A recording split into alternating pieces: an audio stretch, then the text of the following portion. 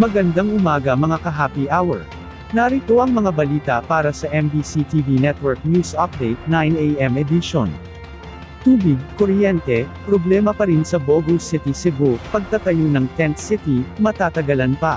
Yan ang MBC TV Network News ni Rovic Manuel.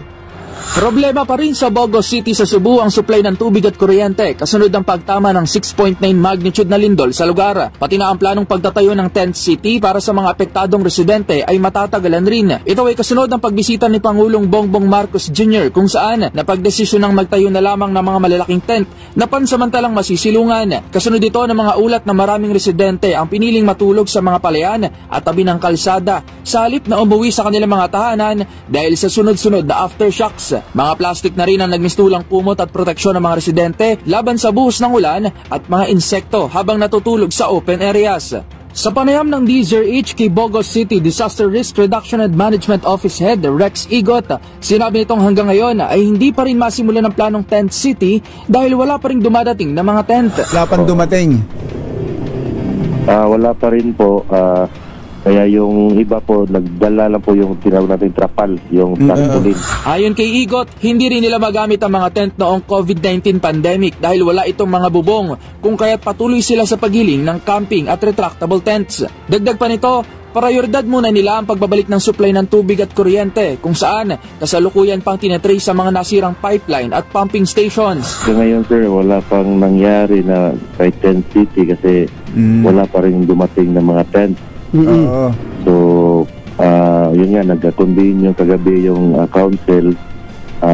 Yung pina-priority muna ngayon is yung water system na maayos agad para kasi yung urban areas namin, which ang yung mga commercial, wala pa rin tubig. Wala pa rin tubig. So, then wala pa rin lahat ng kuryente. Kagabi lang, may ilang barangay lang. Kasi ngayon, nagda-burn out na naman. Aniya, bagaman tuloy-tuloy ang pagbuhos ng tulong para sa mga apektadong residente, ay hindi rin madali at hindi rin naging sapat dahil sa sobrang dami ng mga nangangailangan. Samantala, tiniyak naman ng National Electrification Administration na matatapos na ngayong linggo ang power restoration habang hinihintay pa ang pinal na damage assessment habang nananatiling minimal ang pinsala ng lindol sa power facility sa lalawigan. Para sa MBC TV Network News, ito si Rovic Manuel ng DZRH TV. Una sa Pilipinas, una sa Pilipino.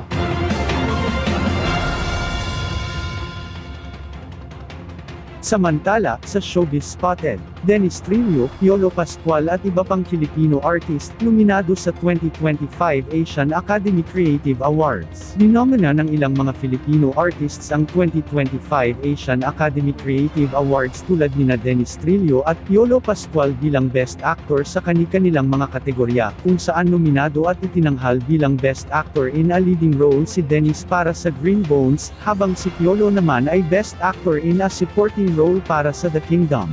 Gayon din ang aktres na si Jodie Santa Maria na pinarangalan ng Best Actress in a Leading Role para sa kanyang pagganap sa Untold, habang si Dimples Romana naman ay nanalo ng Best Actress in a Supporting Role para sa The Caretakers. Ang Best Adaptation of an Existing Format Scripted naman ay napunta sa Saving Grace na pinagbibidahan ni Julia Montes. Ilan pang mga Filipino na nanalo sa iba't ibang kategorya ay sina Jay Abello para sa Best Cinematography sa Beauty Empire, at ang The Voice Kids para sa Best Adaptation of an Existing Format Non-Scripted. Nabatid na ang AACA ay gaganapin sa Capitol Theatre sa Singapore sa darating na December 3 at 4 kung saan maglalaban-laban ang mga celebrity artist na nanalo mula sa iba't ibang bansa sa Asia Pacific, wagi din ang ilang iba pang mga Pinoy series sa Best Drama Series, Best Feature Film at Best Comedy Program, gayon din ang Best Children's Program.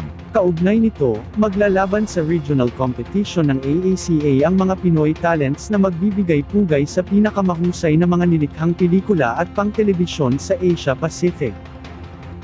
At yan ang mga balita para sa MBC TV Network News Update 9 AM edition. Abangan ang mga susunod na balitaan mamaya para sa 10 AM edition.